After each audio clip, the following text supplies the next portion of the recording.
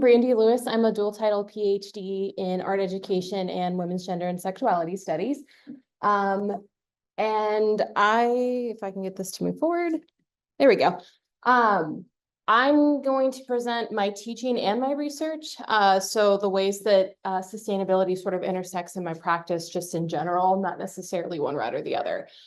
So in general, my research in my artistic practice examines embodied experiences of disability and how that particular, for me as a disabled person, that particular intersection of being first gen, queer, trans, disabled in academic settings has really changed or impacted the way that I teach and show up, but it also really impacts the way that I do my scholarship. So those are sort of my general teaching interests. As an artist, I'm really interested in the sensory experience of disability. I have chronic migraines and I have ADHD and autism. And one of the things about having chronic migraines is it feels awful. Like it is not a fun space to be. And so a lot of my practice has been exploring how do I make visual something that I can't, or that it can describe, but that description is pretty limited. So I look at experiences of pain and disability through a range of media. I'm particularly interested in the notion of atmospheric tunements, or the way that we can really take care in environments and pay attention to the little things and how those things all come together and sort of culminate into an ecology. So I wanted to start with my pedagogical practice, and then I will kind of give some example projects for that, and then I'll move into my artistic practice. Oh, actually, I'm going to set a timer really quick so I am not going over as well. Apologies, I should have done that before. Okay, so there are a lot of ways that sustainability shows up in my teaching. I was just trying to think of a couple examples. So the first one, and this is really before I thought about sustainability as part of my teaching, but that's thinking about sustainability, environmental activism as part or interconnected with different kinds of social issues. So I teach about environmental racism. I teach about food deserts. I teach about redlining, environmental, or not environmental racism, but medical racism, all of these different sort of arenas that don't necessarily right off the bat make you think of environmentalism or sustainability. They're actually really intricately related. I examine environmental justice. So the image in the second from the left is a picture of utopian mapping that I did with my students. And then I had another student make a map of Superfund sites, and they switched. And so my students drew these perfect, wonderful communities that they wanted to live in, and then had to deal with the fact that they had massive pollution, and how were they going to navigate those sites now that this space was disrupted. Another way that I think of sustainability in my teaching is reusing materials. So I like doing natural processes with students. I like pressing flowers, making natural dyes.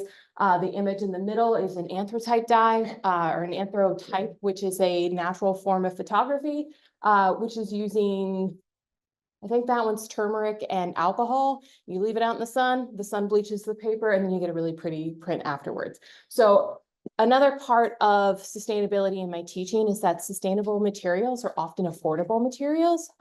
Not sure if you've ever gone to art school, but that is an expensive space to be. Art supplies are very expensive. They're not accessible to a lot of people. And so in my teaching, I really endeavor to find ways that students who aren't familiar with making, who aren't comfortable with making, who can't afford to make, have opportunities and spaces to do so.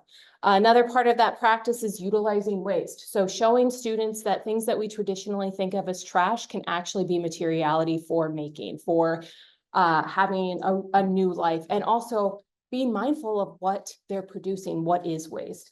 So I have examples of that here, but I also have one up here. So this is an onion skin dye. This is onion skins that I'm collecting. Eventually, my students and I will use this to make a bright green dye. Blew my mind the first time I did it. And then thinking about materiality as sustainable. So the last image is some goldenrod that I foraged earlier this year. So teaching my students, what are sustainable practices? What does foraging look like? How can you go out into the environment and engage with it, but also not take more than is like environmentally, conscious? So I have examples of foraging. So using food waste, foraging, And then my final practice is I grow flowers. I grow different dye stuff as well. So thinking about the different ways that we can provide that materiality or those supplies for making. And then in my arts-based research practice, it's basically building on this natural dye practice, at least in this arena. So the image on the far left is embroidery floss that I have dyed with a range of different natural dyes, using kind of a candle making method. I dip those in beeswax, and then I make these really organic, natural root structures with them, thinking through that idea of pain. So when I usually describe my migraines, I have a range of descriptions or adjectives that I'm using, but one that comes up the most frequent is lightning. And so I became very interested in the notion of branching fractals as a way to express that experience with pain. I've got obviously just talked about the natural dyeing process. So I've become very interested in materials that have historically been used to treat ailments that I suffer from, but also just very generally thinking about the sort of environmental impact that companies like pharmaceutical companies, insurance companies, the way that we process and manage medication has an impact in the world. I started exploring what have we historically done? What did we do before there was mass-produced medication? What did we do before there were pharmaceutical companies? And so I started researching like, okay, these are materials that were used in both dye practices and as medication. So I have two examples of those today. So this is the goldenrod. So this guy right here, just dyed this with my students on Friday. And then this is pokeberry dye, and it's used to treat all kinds of different things. Don't eat it, it's not good for you. But it treats rheumatism, it treats skin conditions, different kinds of things like that. So these are pokeberry dyes.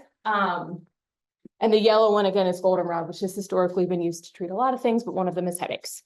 I'm also really interested, so the connection between nature and medicine, which I just discussed, the connection between care and women's labor. So practices that are traditionally associated or relegated within the feminine realm, and how those practices tend to be associated with like craft or spaces like that. And then again, this notion of materials, sustainable materials.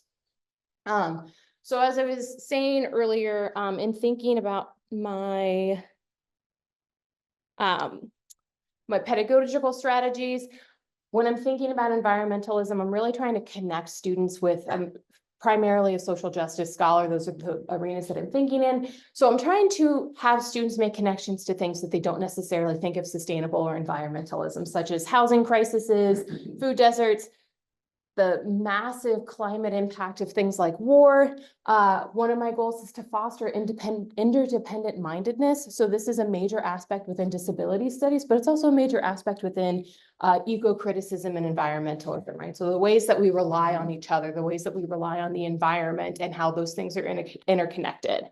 I also want to inspire students to think about their relationship with environmentalism, consumption, and activism. And so I try to facilitate that dialogue through practices of self-care, community mindedness, through art making. So one example of that would be this project that I did last semester, and I'm trying to continue this semester. It's also a project that I have developed out of community.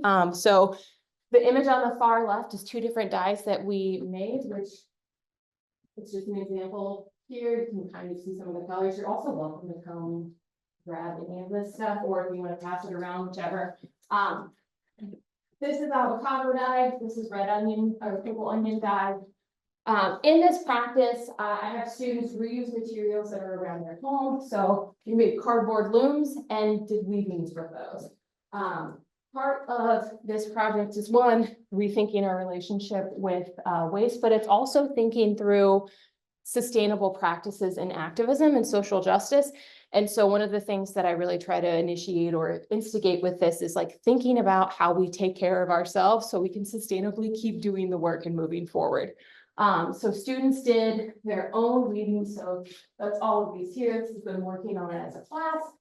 And then when everyone had finished their weaving, I went through and sewed all of their weavings together to make a collaborative blanket.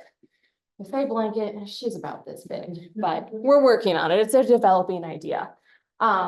And I just want to give credit where credit's due. I started working on this project after going to a workshop with Marie, who did cardboard weaving last semester, and I loved it. And I thought it would be a great space to incorporate social justice ideals.